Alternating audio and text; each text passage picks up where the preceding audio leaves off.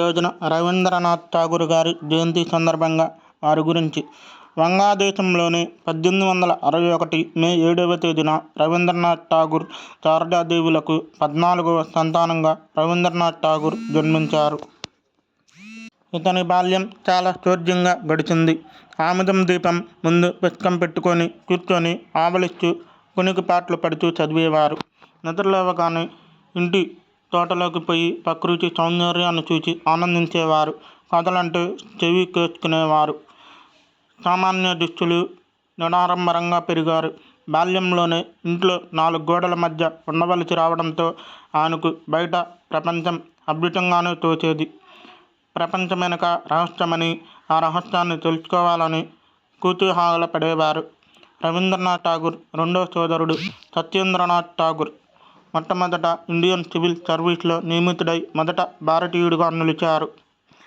రవీంద్రుడు పాఠశాలలో చదవడానికి ఇష్టపడక ఇంటి వద్దే క్రమశిక్షణతో ప్రతి ఉదయం వ్యాయామం చేసి, లెక్కలు చేసి, చిత్ర భూగోళ పాఠాలను, సాయంత్రం చిత్రలేఖనం, ఆటలు, ఇంగ్లీష్ అభ్యసించేవారు.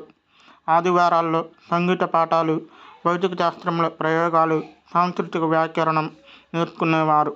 బెమ్మలున్న ఆంగ్ల నవలలను స్వయంగా చదివేవారు. కాళిదాసు, షేక్స్పియర్ రచనలు చదివేవారు. భాషను క్షుణ్ణంగా అభ్యసించి మాతృభాష పట్ల అభిమానం పెంచుకున్నారు. రవీంద్రనాథ్ ఠాగూర్ ఇంగ్లాండ్లోని ఓ పబ్లిక్ స్కూల్లో చేరి ప్రొఫెసర్ మార్లే ఉపన్యాసాలను విని ఆంగ్ల సాహిత్యాన్నిపై అభిరుచి పెంచుకున్నారు. సాహితీపరులు ప్రసంగాలు విని వారితో సంభాషించి, నాటకాలను, సంగీత కచేరీకి వెళ్ళి ఆంగ్ల సంస్కృతి సంప్రదాయాలు బాగా ఆకళించుకున్నారు. తన అనుభవాలను భారతికి లేఖలుగా రాసేవారు. రవీంద్రుడు ఇంగ్లాండ్లోనే ఉండగా 'భగ్న హృదయం' అనే కావ్యాన్ని రచించారు. అయితే ఇంగ్లాండ్లో 18 మాసాలు ఉండి ఏ డిగ్రీని సంపాదించకుండానే స్వదేశానికి తిరిగి వచ్చారు. ఆ తర్వాత 1883 డిసెంబర్ 9న మృణాలి దేవిని వివాహం చేసుకున్నారు. ఈ విధంగా రవీంద్రనాథ్ ఠాగూర్ గారు వారి జీవితాన్ని కొనసాగించారు. వారి గురించి మీ అభిప్రాయాన్ని కామెంట్ రూపంలో తెలియచేయండి.